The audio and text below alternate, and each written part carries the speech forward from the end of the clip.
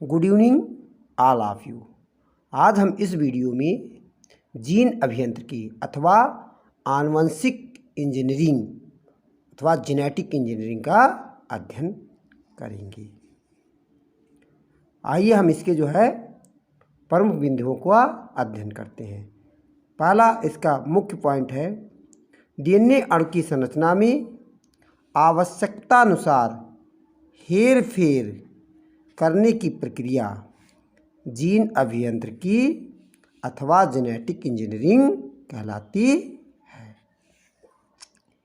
इसे recombinant DNA technology के नाम से भी जानते हैं। अगला पॉइंट है इस तकनीक में दो अलग अलग स्रोतों से लिए गए डीएनए को जोड़कर नया डीएनए बनाया जाता है और बैक्टीरिया में पहुंचकर इसकी अनेक प्रतिलिपियां तैयार की जाती हैं। अगला पॉइंट है दो अलग अलग स्रोतों के डीएनए खंडों के जुड़ने से बने डीएनए को रिकम्बिनेंट डीएनए अथवा पुनर्संयोजक डीएनए कहते हैं। अगला लक्षण है इसका दो अलग अलग स्रोतों से प्राप्त डीएनए खंडों के आपस में जुड़ने की प्रक्रिया पुनर्युगज कहलाती है। अगला इसका सबसे महत्वपूर्ण है कि जीन अभियांत्रिकी की नींव सन 1970 में नाथन्स व स्मिथ की खोज से पड़ी थी। अब हम पुनर्युगज डीएनए तकनीक की क्रियाविधि का अध्ययन करते हैं। Mechanism of recombinant DNA technology. पुनर्युगज डीएनए तकनीक की क्रियाविधि निम्न पदों में पूर्ण होती है।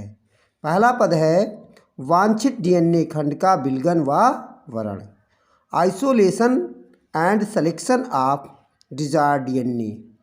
दूसरा पद है वाहक डीएनए अणु का चयन, जिसे हम कहते हैं सिलेक्शन ऑफ वेक्टर डीएनए। अगला चरण है वांछित विजातीय डीएनए खंड को वाहक डीएनए अणु से जोड़कर पुनर्युगज डीएनए का निर्माण अथवा insertion of desired DNA into vector DNA and formation of recombinant DNA molecule. अगला चरण है पुनर्युगज डीएनए का पोषद कोशिका में स्थानांतरण तथा उसकी क्लोनिंग अथवा transfer of recombinant DNA into host cells and it's cloning.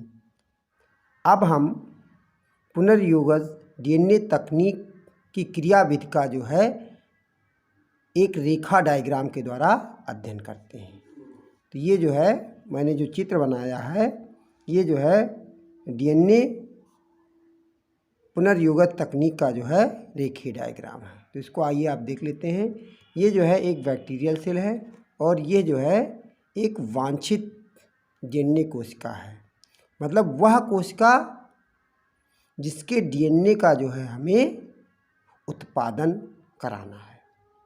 तो सबसे पहले करते क्या हैं कि इसमें हम वांछित डीएनए कोशिका से डीएनए खंड को अलग कर लेते हैं। तो देखिए मैंने यहाँ पर इस सिक्का केंद्रक से डीएनए को निकाल लिया है और ये डीएनए होता है वांछित डीएनए कहलाता है।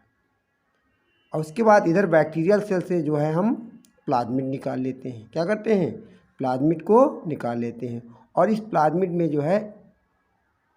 एक छोटा सा कट लगा करके इसके छोटे से खंड को अलग कर देते हैं।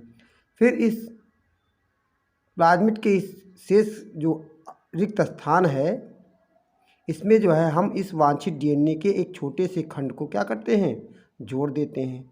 तो इस प्रकार जो डीएनए प्राप्त होता है वह रिकम्बिनेंट डीएनए है अथवा इसे हम क्या कहते हैं, रिकम्बिनेंट प्लाज्मिड डीएनए कहते हैं। अब इस रिकम्बिनेंट प्लाज्मिड डीएनए को करते क्या हैं कि एक दूसरी नई बैक्टीरियल सेल्स में हम जो है इसको जो है प्रविष्ट करा देते हैं। प्रविष्ट कराने के बाद इसका जो रिकम्बिनेंट डीएनए जो होता है वो रिप्लिकेट करता है और अपनी की तरह की जो है जीराक्स प्रतिलिपियों का जो है बहुत सारी जो है जीराक्स प्रतिलिपियों का निर्माण करता है। उसके बाद ये जो है बैक्टीरियल कोशिका जो होती है वो जो है मल्टीप्लाई करती है और मल्टीप्लाई करने के बाद जो है एक जो है अपनी ही जैसी कोशिकाओं की जो है एक कॉलोनी बना लेती है और इस कॉलोनी में जो है हमें उसी रिकम्बिनेंट डीएनए की जो है प्रतिलिपियां हमको यहाँ पर प्राप्त होती हैं। तो इस प्रकार हमने जो है रिकम्बिनेंट डीएनए की क्या की कॉलोनी का निर्माण कर लिया अथवा इसका हमें क्लोन प्राप्त कर लिया, हमने जो है क्लोन प्राप्त कर लिया। तो इस रेखीय डायग्राम में हमने पुनर्योगज डीएनए की क्लोनिंग विधि तथा पुनर्योगज डीएनए का निर्माण का अध्ययन किया है। अब हमारे अन्य वीडियो को देखने के लिए आप मेरी चैनल को सब्सक्राइब करें।